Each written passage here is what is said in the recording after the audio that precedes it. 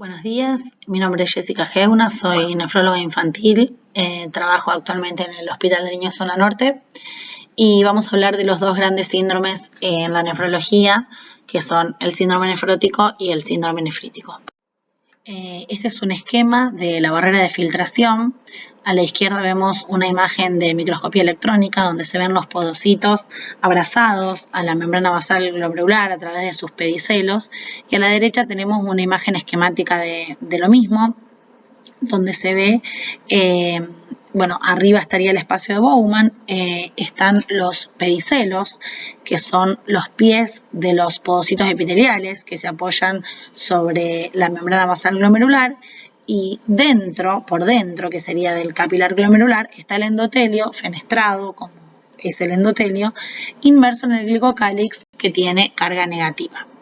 Esa sería la barrera de filtración, conformada por los podocitos, la membrana basal glomerular y el endotelio. Bueno, el síndrome nefrótico se define como la proteinuria, o sea, la pérdida de proteínas en orina mayor a 50 miligramos kilo día en una orina de 24 horas, o un índice proteinuria, creatininuria mayor a 2 miligramos o gramos, tiene que estar en la misma unidad de medida, más hipoalbuminemia menor a 2,5, y en la última actualización del IBNA 2022, con una hipoalbuminemia menor a 3, ya se define que el paciente tiene un síndrome nefrótico. Es decir, la definición de síndrome nefrótico está dada por la proteinuria y por la hipoalbuminemia. Generalmente esto está asociado a edema e hiperlipemia, hipercolesterolemia, pero esto no forma parte de la definición. El 80% de los síndromes nefróticos que se dan en niños son a cambios mínimos y suelen responder a corticoides, son corticosensibles. Acá a la derecha abajo tenemos una imagen de microscopía óptica de un glomérulo de un síndrome nefrótico a cambios mínimos. Por lo tanto, lo que vemos es una imagen de un glomérulo totalmente normal, porque el síndrome nefrótico a cambios mínimos, como lo dice la palabra, son mínimos los cambios, por lo tanto solo se ve un detachment, se llama una separación de los pedicelos de la membrana basal glomerular, que no se ve en la microscopía electrónica, sino que en la microscopía óptica, sino que se ve en la microscopía electrónica. Por lo tanto, tenemos una óptica normal. Es decir, que este glomérulo que vemos es un glomérulo normal. Tiene los capilares glomerulares, esos agujeritos que ven, son los capilares glomerulares que tienen membranas gráciles, que no están duras ni engrosadas, están abiertas esas luces capilares, no están ocupadas por nada, y esos núcleos violetas que ven son los podocitos epiteliales, los podocitos que acompañan a los capilares. Lo que ven alrededor de este glomérulo son túbulos proximales y distales. Bueno, en Argentina la incidencia del síndrome nefrótico es de 1,7 a 1,9 casos cada 100.000 habitantes en menores de 14 años, pero el pico del debut del síndrome nefrótico es de los 2 a los 5 años. Y hay dos teorías que justifican, la aparición de un síndrome nefrótico. La teoría inmunológica es la que explica la mayoría de los síndromes nefróticos a cambios mínimos, que está causada por una pérdida de la selectividad en la filtración, tanto para la carga como para la forma de las sustancias que atraviesan la membrana de filtración. Y eso está causado por una linfoquina que está sintetizada por los linfocitos T. Por lo tanto, cuando nosotros damos corticoide o algún otro inmunosupresor, lo que queremos es frenar la actividad de estos linfocitos T, que generan una inflamación a nivel renal y que generan la pérdida de la selectividad de la filtración. Entonces, por eso hablamos de una teoría inmunológica.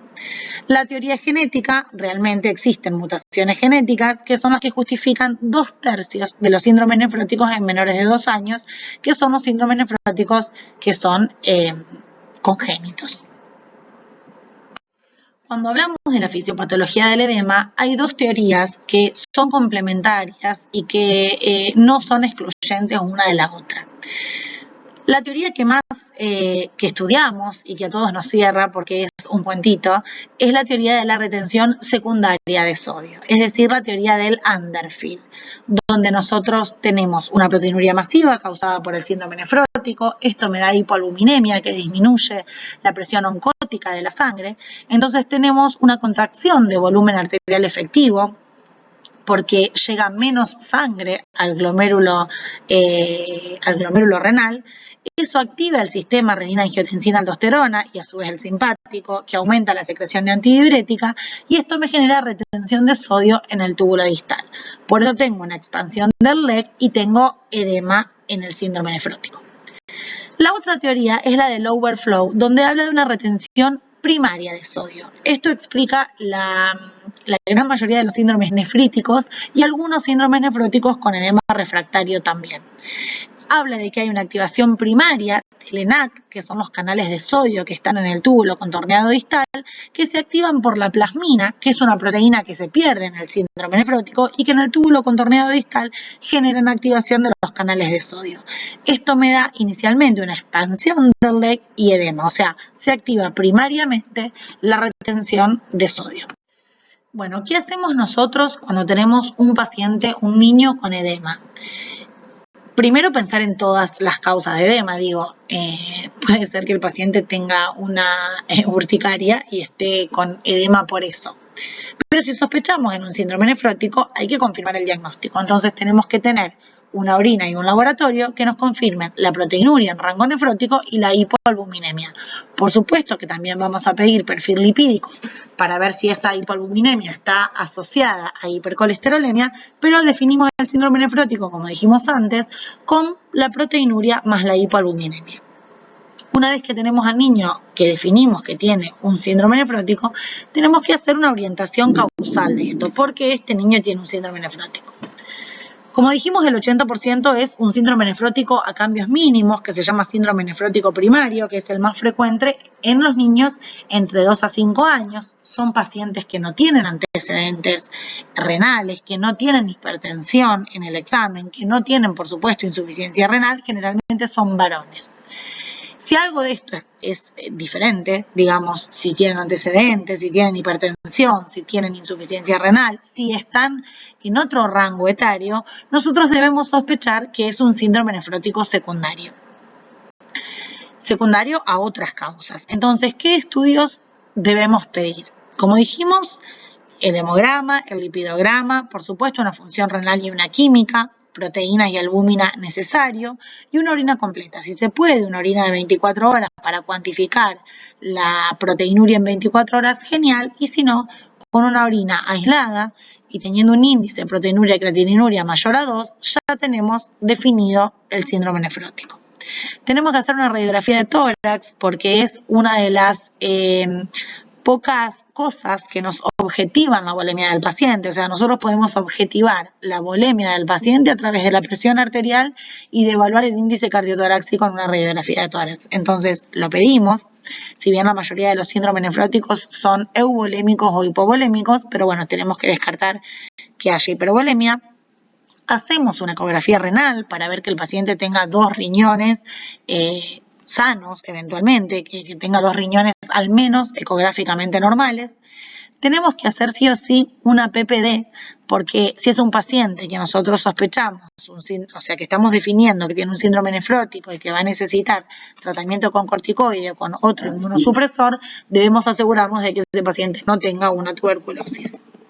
Si yo sospecho que este síndrome nefrótico puede ser secundario, tengo que hacer serologías de hepatitis A, B y C, las TORCH, H y B, y tengo que pedir serologías reumatológicas, C3, C4, FAN, anti-DNA y ANCA, porque hay otras patologías, el lupus entre ellos, que puede debutar con un síndrome nefrótico. Es decir, que la expresión clínica de una patología más compleja puede ser un síndrome nefrótico. Bueno, tenemos un síndrome nefrótico con un paciente que definimos que es un síndrome nefrótico primario, tenemos serologías negativas, una eco renal normal, una radiografía de tórax con euvolemia.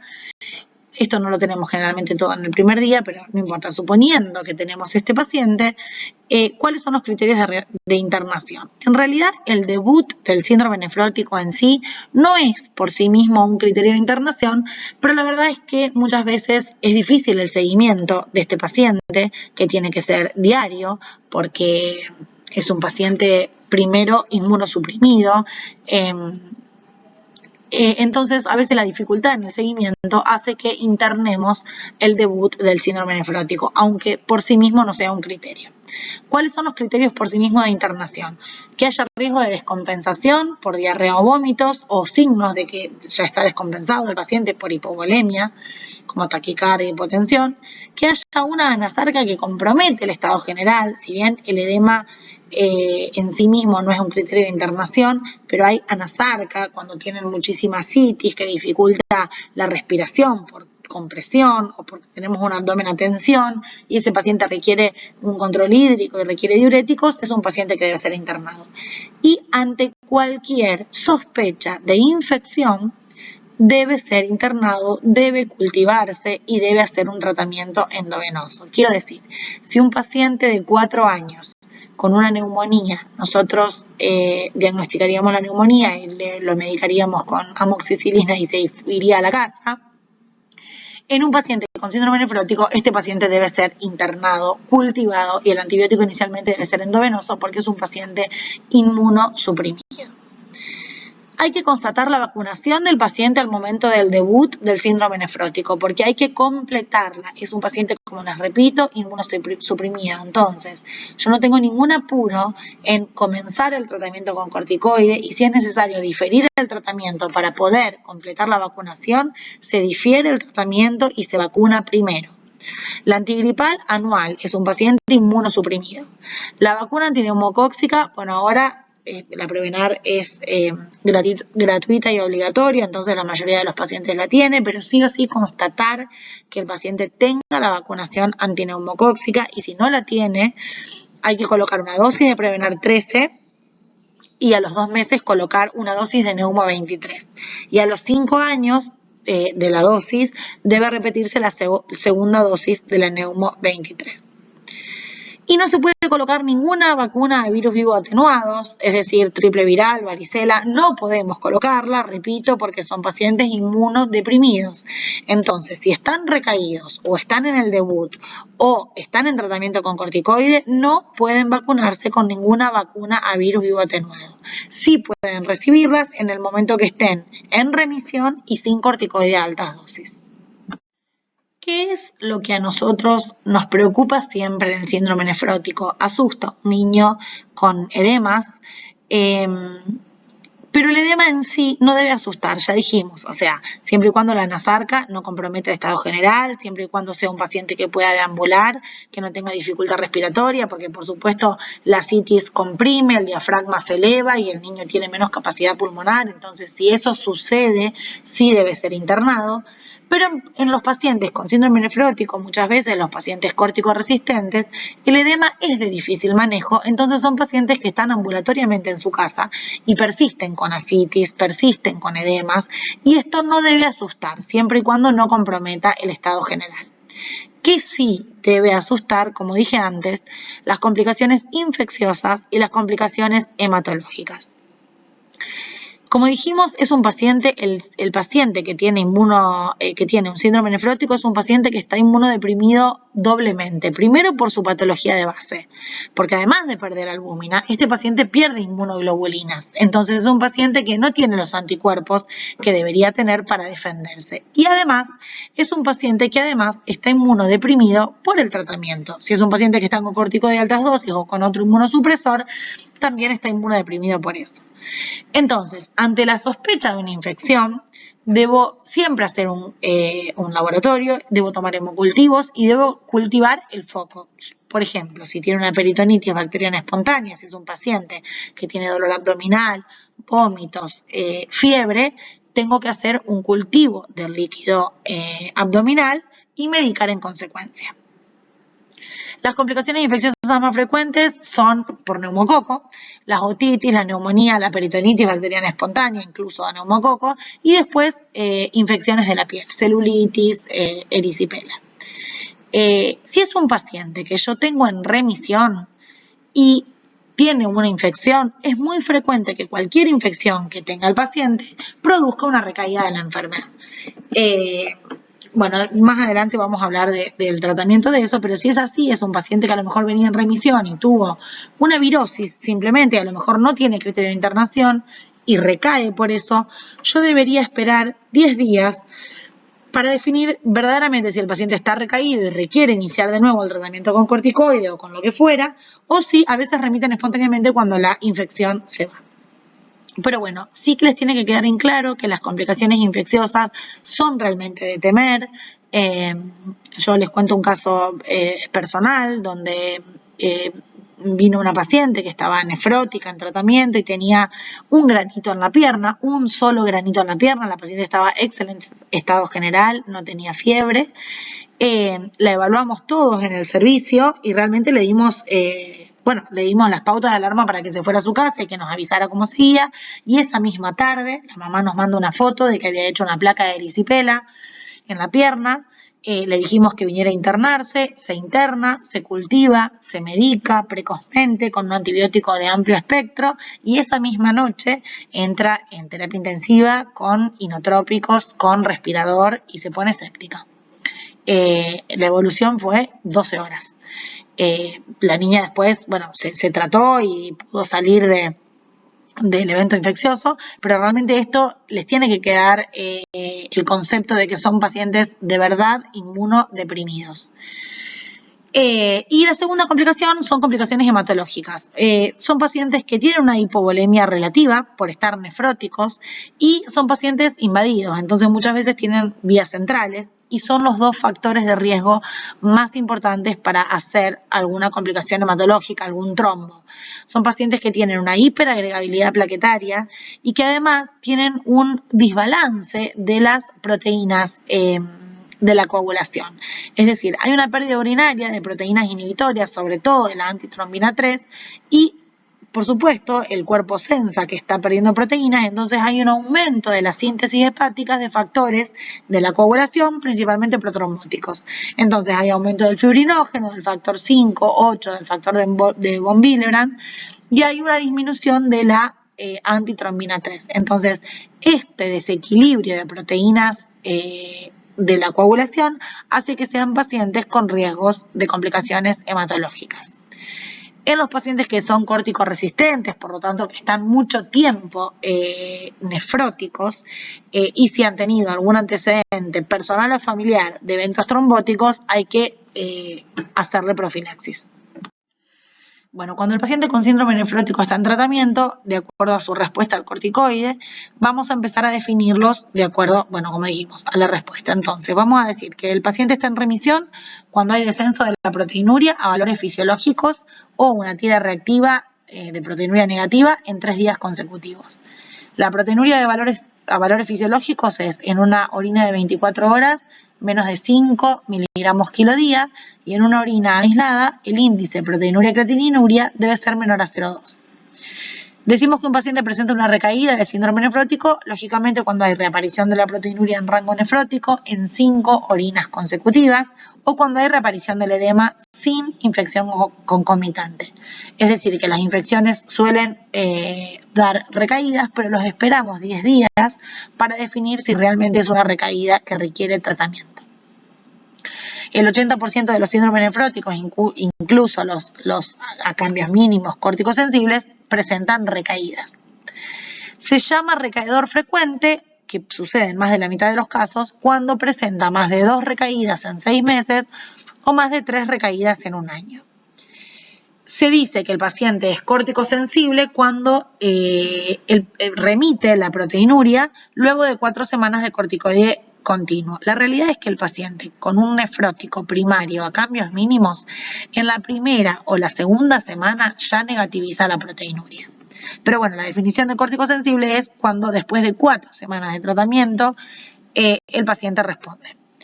Se lo define como córtico-dependiente cuando presenta 2 recaídas consecutivas durante el descenso de corticoide o 14 días posteriores a la interrupción de corticoide a dosis alta. Y se define al paciente como córtico resistente cuando hay falta de respuesta al corticoide luego de 4 semanas de tratamiento. Ahí cuando nosotros hacemos 4 semanas de tratamiento, ahora vamos a ver cuál es el tratamiento para el síndrome nefrótico, pero el tratamiento del síndrome nefrótico del debut son 4 semanas de tratamiento a 2 por kilo de corticoide. Cuando nosotros terminamos esas 4 semanas y vemos que el paciente no responde, se hacen 2 semanas más de tratamiento o bien se puede hacer 3 pulsos de metilprednisolona para definir si el paciente responde o no al corticoide. Entonces ahí, después de esas 2 semanas más o después de los pulsos de corticoide, se define el paciente como córtico resistente si no respondió o como respondedor tardío si sí responde al corticoide. Bueno, ahora para hablar del tratamiento en sí del corticoide, el tratamiento inicial del paciente con el debut del síndrome nefrótico es la prednisona a 2 miligramos kilo o a 60 miligramos metro cuadrado con un máximo de 60 en días continuos. Es decir, todos los días el paciente toma prednisona 2 miligramos kilo. Eso se hace por 4 a 6 semanas, como dijimos recién, y luego se sigue con corticoide a días alternos, lunes, miércoles y viernes, y se baja la dosis a 1,5 por kilo o a 40 miligramos metro cuadrado por 4 a 6 semanas más. La mayoría, como dijimos antes, la mayoría de los córticos sensibles, la verdad que remiten la primera o la segunda semana, y hay papers, hay estudios que dicen que la ventaja de tratar el síndrome nefrótico, el debut, por 6 semanas en vez de 4, es que disminuye el número de recaídas dentro de los 2 primeros años. Ese es el tratamiento inicial del debut. ¿Qué pasa cuando el paciente respondió y tiene una recaída?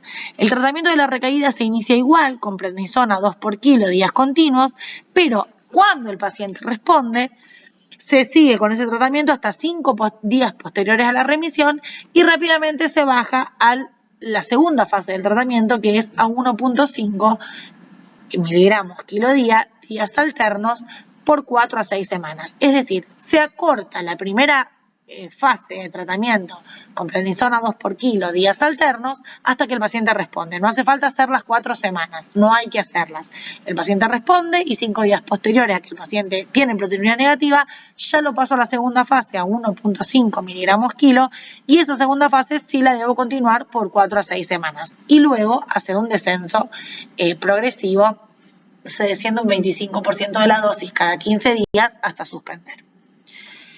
El tratamiento del córtico resistente no nos vamos a explayar acá, pero sí les quiero comentar que cuando se define un paciente como córtico resistente, primero tenemos que hacer un estudio genético o hacer la biopsia renal para definir si el paciente tiene una glomerulosclerosis o para definir, de acuerdo a la edad, si el paciente tiene un síndrome genético. Y ahí en la definición del paciente como córtico resistente le tenemos que indicar un GIECA o un ARA, es decir, hay que indicar en Alapril porque es necesario disminuir la proteinuria lo máximo que se pueda porque la proteinuria por sí misma lesiona el glomérulo y genera esclerosis. Las proteínas son moléculas grandes que no deberían pasar por el glomérulo, entonces cada vez que la proteína pasa por el glomérulo lo lastima. Entonces, si definimos un paciente como córtico resistente y va a tener proteinuria, hay que ponerle en Alapril para disminuir por lo menos lo que se pueda esa proteinuria que no la podemos controlar con el tratamiento de base. Y sí, en mayores de 8 a 10 años hay que considerar el tratamiento con estatinas cuando el paciente presenta LDL mayor a 130 persistentemente, porque estos pacientes tienen aumentado el riesgo cardiovascular. Eso en cuanto a el tratamiento de la corticoresistencia, digamos. Ahora, específicamente los inmunosupresores que se utilizan para tratar el paciente con corticoresistente en Argentina, el tratamiento de segunda línea es la ciclofosfamida a 2 miligramos kilo día, se hace una sola vez en la vida, por 90 días, porque tiene una dosis acumulativa de por vida. Entonces se hace una sola vez, 90 días, 2 miligramos kilo día. La dosis máxima es de 168 a 180 miligramos kilo vida. Y esa dosis se llega con 90 días de tratamiento con ciclofosfamida a 2 miligramos kilo. Por lo tanto, la ciclofosfamida se puede utilizar una única vez. Cuando el paciente responde a la ciclofosfamida y vuelve a tener una recaída, muchas veces se vuelve al tratamiento con corticoide porque muchos pacientes se sensibilizan al corticoide post-ciclofosfamida. Internacionalmente la ciclofosfamida está controvertido, pero en Argentina está indicada como segunda línea. En el resto del mundo, la segunda línea es la ciclosporina, donde nosotros en Argentina lo usamos como tercera línea. Cuando no responden a la ciclofosfamida, se indica ciclosporina a una dosis de 5 miligramos kilo día. Esto no es necesario profundizar en esto. Hay otros tratamientos como el micofenolato, tacrolimus, rituximab, que no voy a profundizar. ¿Qué sucede con los pacientes que hemos definido como córtico-dependientes o recaedores frecuentes? Porque es una línea gris, son pacientes que se tratan igual. Hay 3 modalidades de tratamiento. Con todos son pacientes que responden al corticoide, solamente que dependen de ellos. Entonces, nosotros debemos llevar a la negativización del paciente con el corticoide a 2 miligramos kilo día continuos hasta remitir. Una vez que llegamos a negativizar, pasamos al corticoide a 1.5 kilodías alternos por 4 semanas y después disminuimos el corticoide un 25% de la dosis cada 15 días, pero lo dejamos con un mantenimiento de 0,5 miligramos kilo días alternos o 0,25 miligramos kilo diario, y esa dosis, que es infrafisiológica, la mantenemos por 6 a 12 meses. Esa es la primera línea de tratamiento. La segunda línea de tratamiento es inicialmente igual, poner la prednisona 2 por kilo hasta negativizar, y cuando el paciente está negativo, incorporar levamisol, que es un inmunomodulador, es un antihelmíntico, pero que funciona como inmunomodulador, a una dosis de 2,5 miligramos kilo en días alternos, también se puede utilizar en días continuos, y se deja el levamisol 12 a 24 meses, pero se pretende disminuir el corticoide. El objetivo es suspender el corticoide lo más rápido posible antes de los 6 meses y que quede el paciente solamente con levamisol. Eso hace que los pacientes no presenten recaídas. Realmente los córticos dependientes, en Argentina hay mucha experiencia con levamisol y los pacientes realmente responden. Sí hay que controlar el hemograma, el hepatograma, la función renal con el levamisol, y hay que controlar unos anticuerpos ANCA porque pueden tener algún efecto adverso, que es una vasculitis, pero bueno, eso es muy específico del nefrólogo. Y la tercera línea de tratamiento para el córtico dependiente, volvemos a lo mismo, es la prednisona igual, negativizamos con el corticoide, y una vez que está negativo, incorporar ciclofosfamida a 2 miligramos kilo día por 8 a 12 semanas. Y lo mismo, suspender la prednisona progresivamente.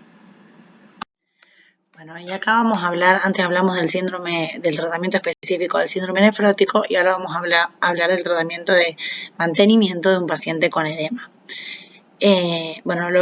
La medida principal es la dieta hiposódica, porque digamos, si sabemos que el síndrome nefrótico, el paciente se edematiza por una retención de sodio y agua, la dieta hiposódica va a ayudar a mejorar el edema. Tiene que tomar líquidos controlados para lograr un balance negativo. No hay que restringir líquidos, pero tampoco nos debemos pasar de lo recomendado. En pacientes que tienen anasarca y signos clínicos de hipovolemia o insuficiencia renal prerrenal, debemos infundir albúmina de 0,5 a 1 gramo kilo. Se usa 1 gramo kilo endovenoso en 2 a 4 horas y se asocia a furosemida tanto en la mitad de la infusión como al final. La albúmina hace que el edema del extravascular ingrese al intravascular y la furosemida ayuda a aumentar la diuresis y bueno, que el paciente pueda desedematizarse. Por supuesto, es una medida momentánea y paliativa, no es que la albúmina va a permanecer en el cuerpo de ese niño, sino que simplemente ayuda a reabsorber los líquidos y poder desedematizarlo en un momento agudo. Esa albúmina luego se pierde, de la misma manera que pierde la albúmina propia. Hay que evaluar el uso de diuréticos en pacientes determinados. En pacientes que tienen edema refractario se pueden utilizar los diuréticos. El pronóstico del síndrome nefrótico realmente lo marca la respuesta inicial al tratamiento con corticoide y la histología renal. Es decir, si el paciente es un cambios mínimos córtico-sensible, la realidad es que tiene un excelente pronóstico y que la mayoría no recaen más allá de la pubertad. Los pacientes con córtico-resistencia frecuentemente tienen esclerosis, glomerulosclerosis focal y segmentaria, y más de un 40% terminan en insuficiencia renal.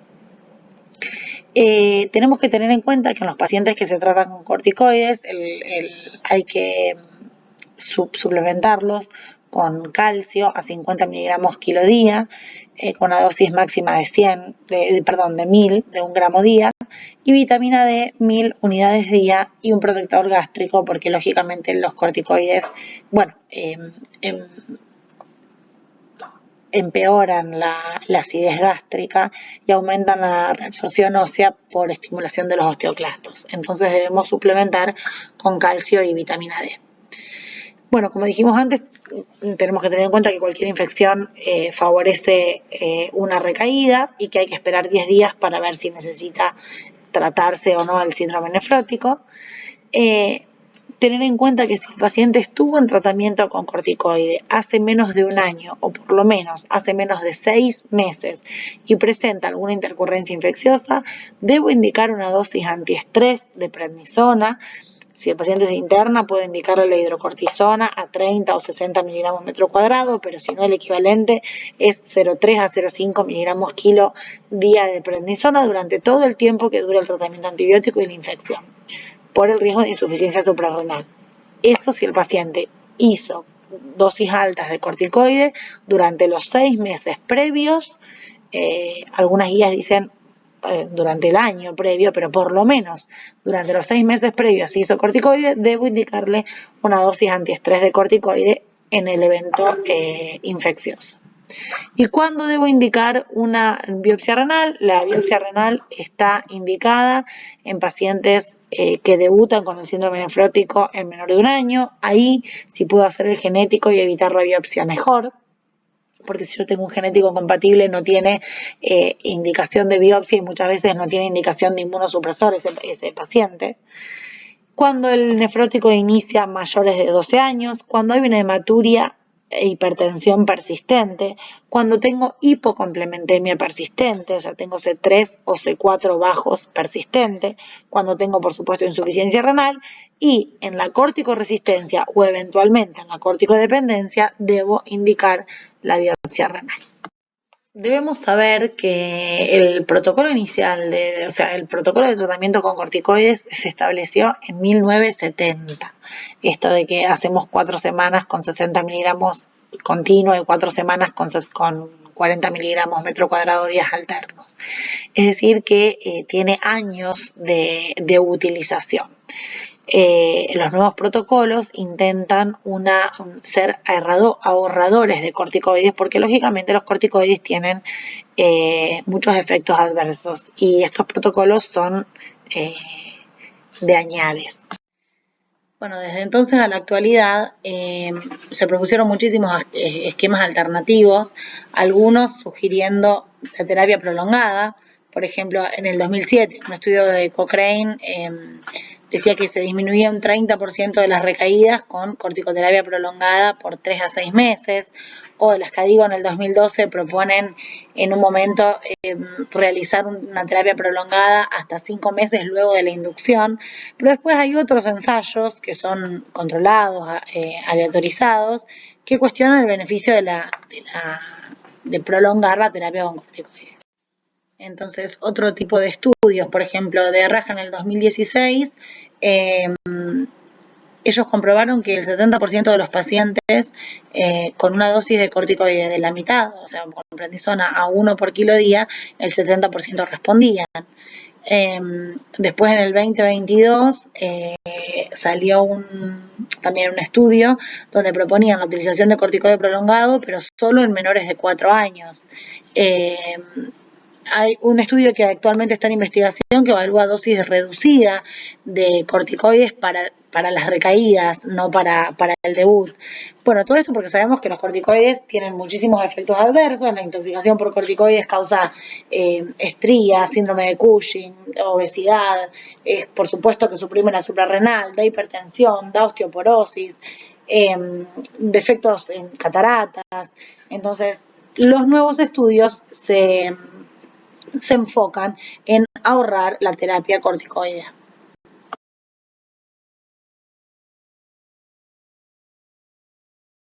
Bueno, como dijimos, las nuevas terapias se enfocan en ahorrar el uso de esteroides, es decir, en que la corticoterapia o no se use o se use la menor cantidad de tiempo posible. El levamisol, como dijimos, en Argentina hay mucha experiencia en uso de levamisol, se utiliza en pacientes con síndrome nefrótico córtico dependiente, es un antihelmíntico inmunomodulador que promueve la respuesta de los TH1 sobre los TH2 y CD4 sobre los CD8.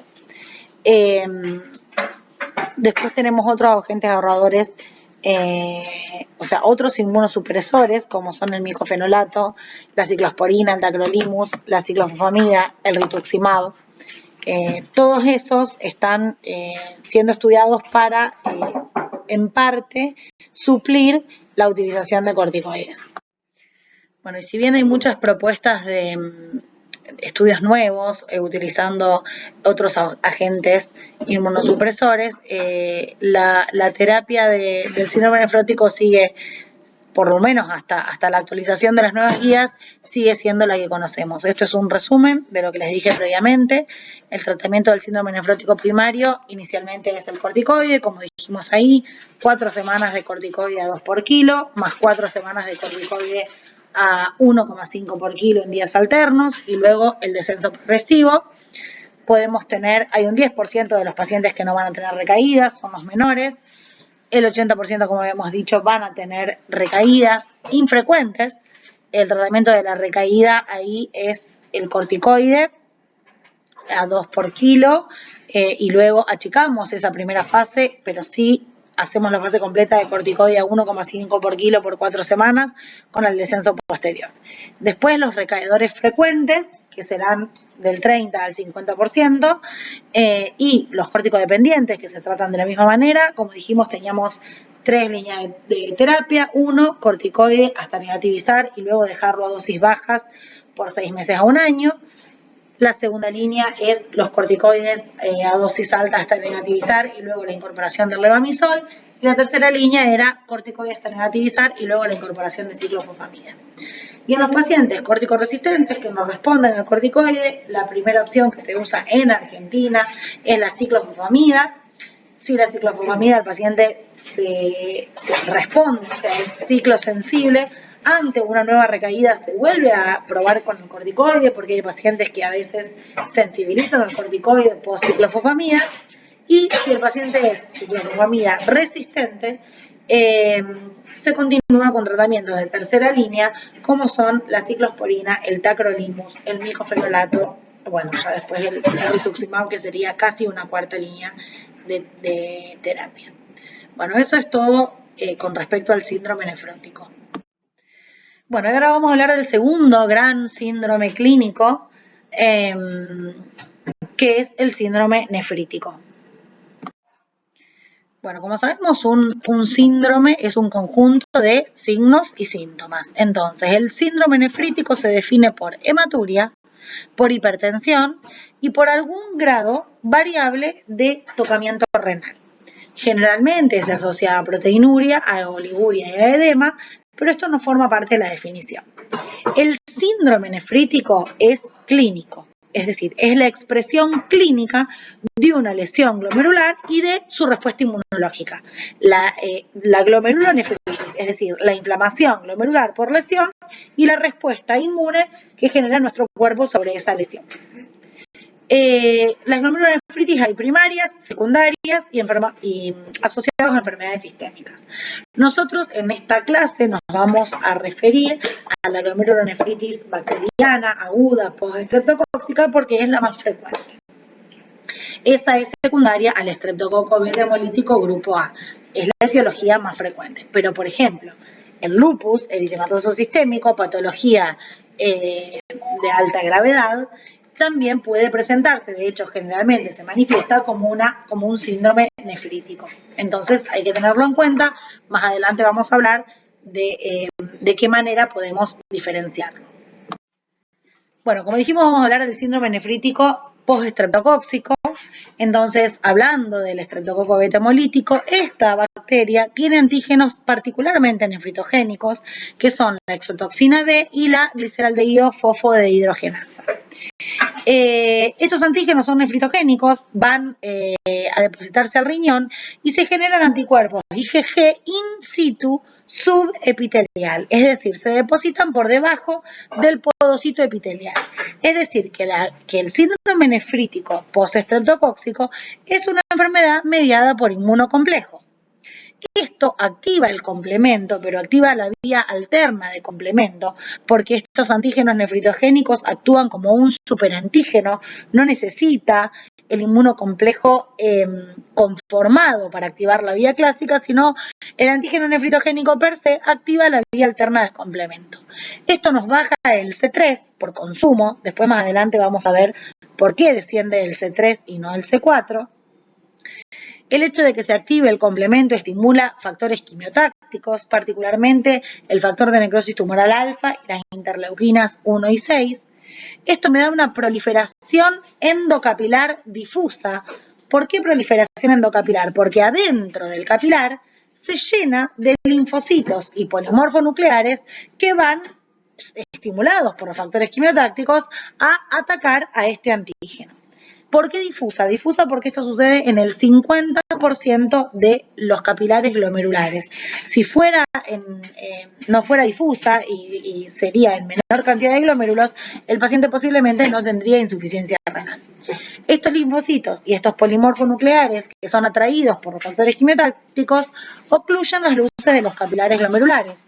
Entonces, baja el filtrado glomerular, básicamente porque están obstruidos, entonces no llega orina al túbulo contorneado distal, esto lo sensa como una contracción de volumen, entonces se aumenta la reabsorción de sodio por la bomba sodio-potasio ATPasa que está en el túbulo contorneado distal. Esto sí genera una sobrecarga de volumen, por lo tanto tenemos hipertensión y tenemos un sistema renina-angiotensina-aldosterona inhibido, que nunca medimos, pero si lo midiéramos, la renina y la aldosterona estarían inhibidos porque el paciente, sí, en el síndrome nefrítico, está hipervolémico. Bueno, este es un esquema de lo que es el complemento. El complemento tiene 3 vías de activación, la vía clásica, la vía alterna y la vía de las lectinas, y las 3 confluyen en lo que es el complejo de ataque a membrana, que es a partir del C5, C6, C7, C8 y C9, que produce la lisis celular, como que agujerea la célula y le produce la lisis. Para activar la vía clásica del complemento se necesita un inmunocomplejo generado por un antígeno y un anticuerpo IgM o IgG. Este inmunocomplejo va a activar la vía clásica del complemento a través de C1, C4, C2, la C3 convertasa, la C5 convertasa y a partir de ahí el complejo de ataque a membrana. Las proteínas del complemento fueron nombradas de acuerdo a la cronología de cómo fueron descubiertas, entonces no es de acuerdo a cómo se activan, porque por ejemplo en la vía clásica se activa primero el C4 que el C2. La vía alterna del complemento, que particularmente en el síndrome nefrítico es activada por los antígenos nefritogénicos, porque la activan como superantígenos, no necesitan de la conformación del inmunocomplejo para activarse. La vía alterna es la que está en azul, directamente se produce una activación y una conversión del C3, una retroalimentación positiva del C3, y este mismo C3 activado es el que activa luego el complejo de ataque a membrana.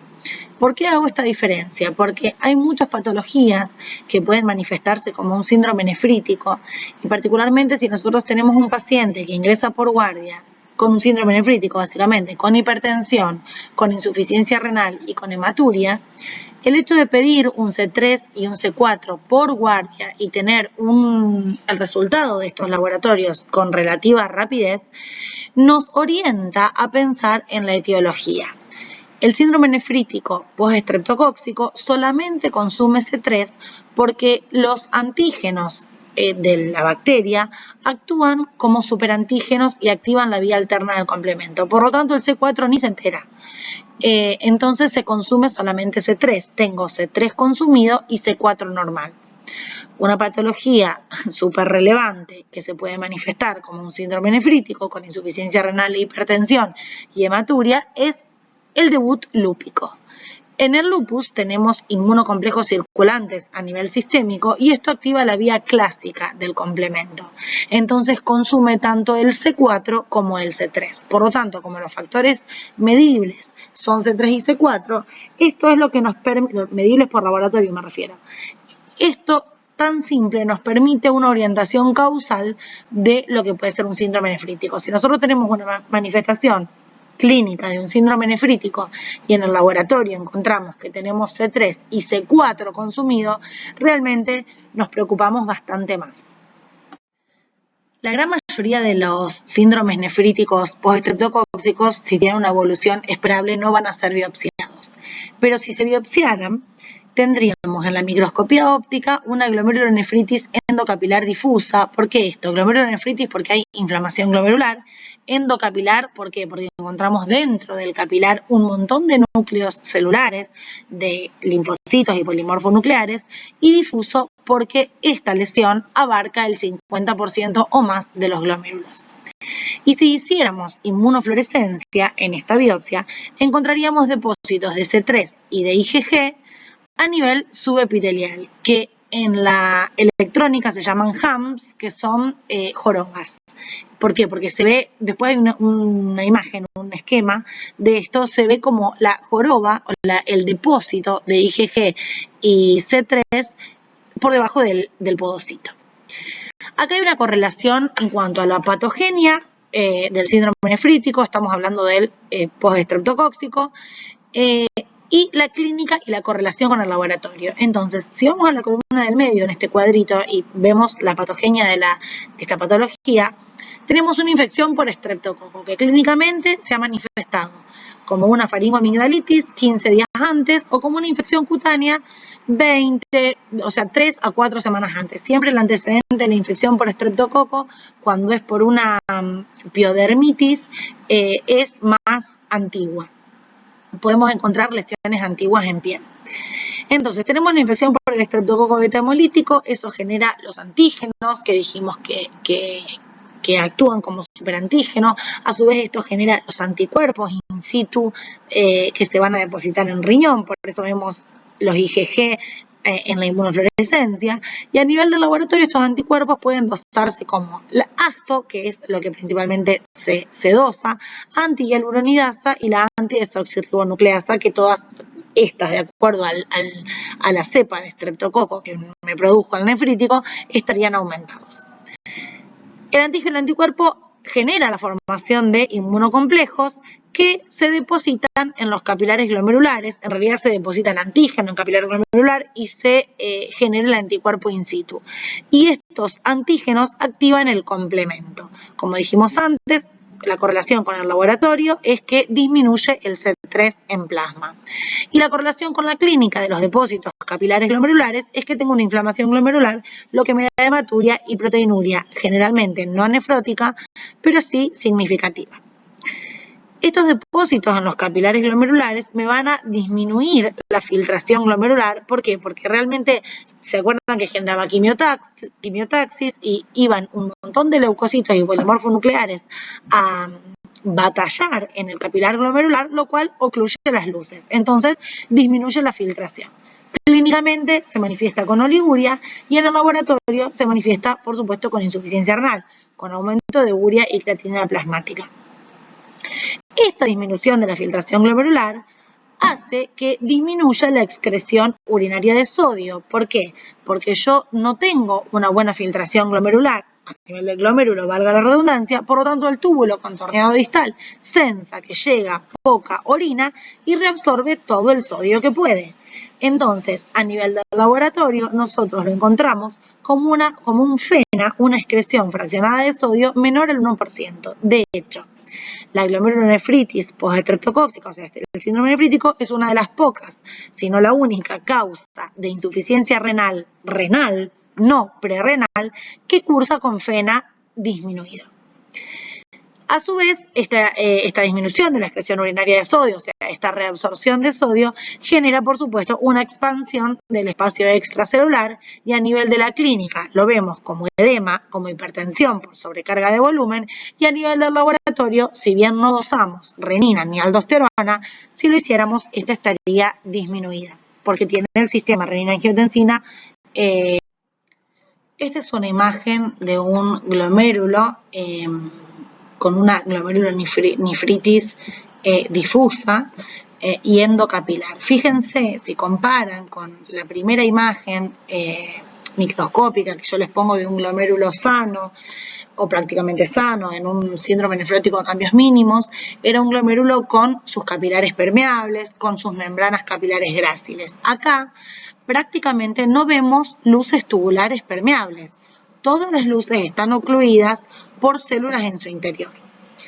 Esta es la imagen, digamos, superior izquierda. Abajo, a la derecha, tenemos los humps o las jorobas, esto que es más denso, más oscuro, son los depósitos del C3 e IgG que están subepitelialmente. Y a la derecha, arriba, tenemos la representación gráfica de esto. Ahí se ven 4 capilares glomerulares, lo verde, el espacio en verde es el espacio mesangial y lo azul serían los pedicelos de los podocitos. Entonces, lo negro son depósitos de diferentes patologías a nivel glomerular. Entonces te explica que el 1 es un depósito subepitelial porque está por debajo del epitelio. Esos son los depósitos que se da en la glomerulonefritis postestreptocóxica. Los 2 serían depósitos intramembranosos, en realidad serían un poquito más abajo, son depósitos densos a nivel de la membrana basal glomerular, serían la parte rosada y roja, y los 3 sería un depósito subendotelial, es decir que los depósitos ahí se depositan, valga la redundancia de nuevo, entre el endotelio y la membrana basal glomerular.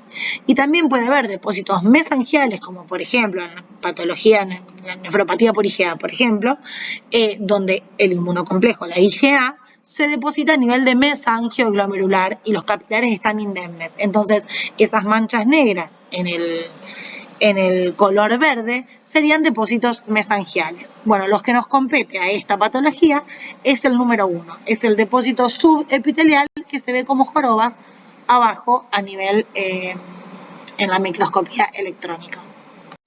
Bueno, la clínica del síndrome nefrítico, el 100% tiene hematuria, puede hasta la mitad puede ser microscópica. La hematuria es una hematuria glomerular que la definimos porque vemos glóbulos rojos dismórficos, cilindros hemáticos. La hematuria es más bien rojo parduzca, no es una hematuria roja rutilante, no tiene coágulos, no es un rojo brillante. El 80% tiene edema, es un edema que no es como el síndrome nefrótico, no es un edema tan evidente, es un edema bipalpebral o facial, también puede haber en miembros, pero se ve como la fascia abotagada. De hecho, son pacientes que cuando se internan, uno empieza con el tratamiento, con la restricción hídrica y los diuréticos, y luego a lo mejor bajan de peso 4 o 5 kilos que uno no tenía tanta evidencia de que tuvieran tanto sobrepeso por líquido arriba. Se llama fascia botagada, digamos. Lo que pasa que es un edema, tienen edema, pero tienen a su vez hipervolemia. Entonces, hay hipertensión, puede haber hepatomegalia, puede haber rales crepitantes, bueno, en casos severos puede haber hasta un edema agudo de pulmón. Pero claro, hay francamente hipervolemia, no es que está todo el líquido en el extravascular como en el nefrótico. Lo que les quiero decir es que el 80% de los pacientes tiene edema, pero no es un edema tan evidente, sino que es un edema más bien bipalpebral o facial. La hipertensión es moderada en un 60 o un 80% y es secundaria a la retención hidrosalina. Hay oliguria porque, como dijimos, por proliferación endocapilar, es decir, porque las luces capilares se ocluyen, entonces no tenemos filtrado. Y eso me da insuficiencia renal. Insuficiencia renal tenemos hasta un 30%. Algún grado de tocamiento renal, de injuria renal, tenemos en todos. Forma parte de la definición. La proteinuria es significativa, pero no es nefrótica. Y tenemos que recabar el antecedente, como dijimos, de piodermitis de 3 a 6 semanas previas o de faringitis hasta 15 días previos. Bueno, ¿y qué exámenes complementarios pedimos si este paciente viene por guardia? Primero pedimos una radiografía de tórax porque es el único signo objetivable, esto y la presión arterial, para evaluar la volemia. Vemos si el paciente está francamente hipervolémico, de hacer un electrocardiograma, si necesitamos un ecocardiograma, si tiene una hipertensión muy importante, evaluar de hacer un fondo de ojo, pero la radiografía de tórax es mandataria. Por supuesto, tenemos que hacer una orina completa y constatar que hay hematuria, que generalmente hay proteinuria, tenemos que tener un sodio urinario menor a 20 o un FeNA menor a 1%. Si podemos pedir una orina de 24 horas para cuantificar la proteinuria, lo hacemos. No hay que hacerlo si el paciente tiene macrohematuria porque extensa, además la proteinuria se confunde con la hemoglobina de la hematuria.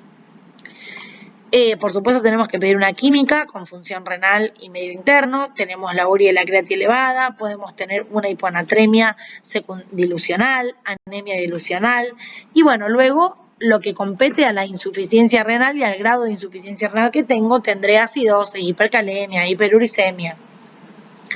Pedimos anticuerpos para los estreptococos, las cepas que causan faringitis, se eleva el ASTO, y para las cepas que causan piodermitis se eleva la ADNasa B. Otros son la streptolicina O y el uronidasa streptokinasa. Si tenemos algún foco activo, por ejemplo, si el paciente tiene placas, por supuesto, pedimos un cultivo faríngeo, le hacemos un aislamiento de germen. Si tiene pústulas en la piel, también pediríamos un cultivo. Pedir por guardia complemento, como dijimos, el C3 va a venir bajo y el C4 va a venir normal por activación de la vía alterna del complemento. Y es importante tener en cuenta que a los 2 meses de haber presentado el síndrome nefrítico, debemos volver a controlar C3 y C4 porque el C4 debe normalizar. Si el C4 está siempre normal, el C3 debe normalizar. Si el C3 persiste bajo, debemos pensar en glomerulopatías por C3. Y si el C4 está bajo, como dijimos, debemos pensar en otras etiologías infecciosas o reumatológicas. Tengo que hacer una ecografía renal para ver que este paciente tiene 2 riñones y no hay ninguna uropatía compleja. Y si sospecho alguna enfermedad sistémica, como si tengo algún otro síntoma que me haga pensar que este nefrítico es secundario, por ejemplo un lupus, no sé si el paciente tiene eritema en alas de mariposa, si viene bajando de peso, si hace una semana que está con fiebre, si hay algún otro síntoma que me haga sospechar que esto es secundario a una patología sistémica, debo pedir FAN, anti-DNA, anticuerpos ANCA, pensando en vasculitis, un anticuerpo antimembrana basal glomerular, pensando en un síndrome de Wood-Pasteur. Los síndromes nefríticos pueden caracterizarse de acuerdo a si tienen complemento bajo o complemento normal. Como dijimos, la glomerulonefritis aguda postestreptocóxica tiene complemento bajo, tiene C3 bajo, que debe mejorar en 8 semanas. Otras patologías que cursan, que pueden presentarse clínicamente como un nefrítico y cursar con complemento bajo, son la glomerulonefritis membranoproliferativa, también secundaria a infecciones sistémicas, el lupus, una endocarditis o un síndrome urémico hemolítico atípico. que justamente es por alteración en alguna de las proteínas del complemento, alteraciones genéticas en alguna de las proteínas del complemento y mantienen el C3 activo permanentemente. Entonces se activa la vía alterna del C3 y está permanentemente bajo. Los nefríticos que causan con complemento normal pueden ser la nefropatía por IgA, la púrpura de Sjögren-Henoch, el síndrome de Bull-Pasteur, las vasculitis tienen complemento normal y el síndrome urémico típico, hemolítico típico, generalmente cursa con complemento normal. ¿Cuáles son las indicaciones de biopsia renal en los síndromes nefríticos? Si tengo proteinuria masiva persistente o macrohematuria e hipertensión más allá del mes. Si tengo síntomas extrarrenales que hagan sospechar una enfermedad sistémica, por ejemplo, vuelvo a insistir con el lupus, pero es una patología que se presenta muy comúnmente así. Entonces, si yo tengo C3 y C4 consumido o algún otro síntoma que me haga sospechar en un lupus, es indicación de biopsia de urgencia. Si tengo una glomerulonefritis rápidamente progresiva, esto habla de que la evolución de la insuficiencia renal es rápida cuando tengo un aumento de la creatinina más de 0,5 miligramos de decilitro por día o aumentando, va disminuyendo el filtrado glomerular más del 50% por día. La glomerulonefritis rápidamente progresiva es la evolución clínica de una glomerulonefritis que puede ser secundaria a un lupus o puede ser también secundaria a un síndrome nefrítico post-estreptocóxico. Pero bueno, ante esta evolución es necesario biopsiar porque es necesario inmunosuprimir rápidamente con corticoides. Y si tengo una hipocomplementemia persistente luego de las 8 semanas, es lo que yo les decía, que a los 2 meses hay que volver a controlar C3 y C4, y si yo tengo persistentemente bajo el C3, tengo que pensar que ese síndrome nefrítico que tuvo ese paciente no es secundario a una bacteria, sino que puede ser secundario, ya les digo, a una patología por C3 y debo pensar en una biopsia renal. Bueno, cuando hablamos de tratamiento, el tratamiento del síndrome nefrítico agudo, bacteriano, post-estreptocóxico, que no tiene la evolución de una rápidamente progresiva, es básicamente un tratamiento de sostén. Si el paciente está normotenso, la función renal es normal y el edema es leve, o sea, es un paciente que consulta por hematuria y edema, pero tiene una función renal normal y la presión es normal, no tendría un síndrome nefrítico porque le faltan cosas para definirlo, pero sí tiene una nefritis, que puede ser postinfecciosa o intrainfecciosa. Entonces, en este paciente se puede hacer un seguimiento ambulatorio con control, por supuesto, diario, con reposo, dieta hiposódica y control cada 24 horas. Solamente se va de alta si se puede asegurar el control cada 24 horas de este paciente que tiene función renal normal y está con presión normal. Si el paciente tiene el síndrome nefrítico completo, digamos, tiene hipertensión, tiene insuficiencia renal, tiene hematuria, es un paciente que debe ser internado. Está indicado el reposo en periodos agudos, por supuesto con el control de la presión y el peso y el balance. Tiene que hacer una dieta hiposódica, es la principal de las medidas, esto y la restricción hídrica. La dieta hiposódica está indicado hasta los 3 meses post-alta, la verdad que nosotros lo extendemos hasta los 6 meses post-alta, porque queda una activación de los ENaC, de los canales de sodio en el túbulo contorneado distal, que generan una reabsorción, digamos, de sodio exagerada ante el consumo excesivo de sal. Así que realmente nosotros extendemos la dieta hiposódica hasta 6 meses posteriores al alta. La indicación de internación es de restricción hídrica. A este paciente le sobra agua, por lo tanto lo tenemos que restringir. Se indican las pérdidas insensibles a 300 mililitros metro cuadrado día, más la mitad de la diuresis, que si la tenemos cuantificada, es la mitad de la diuresis real del día anterior, y si el paciente recién ingresa y no está cuantificada, lo calculamos a 0,5 mililitros kilo hora, porque la diuresis real estimada es de 1 mililitro kilo hora, entonces le ponemos la mitad. Puede haber pacientes que ingresan con una hipervolemia muy severa en edema agudo de pulmón y por supuesto a este paciente no le vamos a indicar nada de agua, solamente las pérdidas insensibles o nada, porque este paciente está gravemente enfermo y tenemos que sacarle agua cuanto antes. Está indicado los diuréticos. La furosemida, que es un diurético de asa, se indica a 1 o 2 miligramos kilodosis, puede ser mayor la dosis, cada 6 horas endovenoso inicialmente.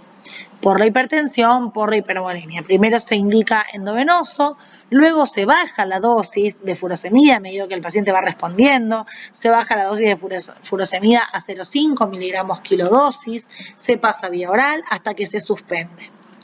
Puede pasar de que en los síndromes nefríticos la hipertensión sea refractaria. Nosotros queremos bajar la presión, pero tampoco queremos bajarla tan rápidamente. Ahora, a veces pasa que pasan 2 o 3 días, el paciente baja de peso, hace la dieta hiposódica, mejora la diuresis, pero la hipertensión es un poco refractaria y podemos ayudarnos con un antagonista cálcico, con un bloqueante cálcico como nifedipina o amlodipina.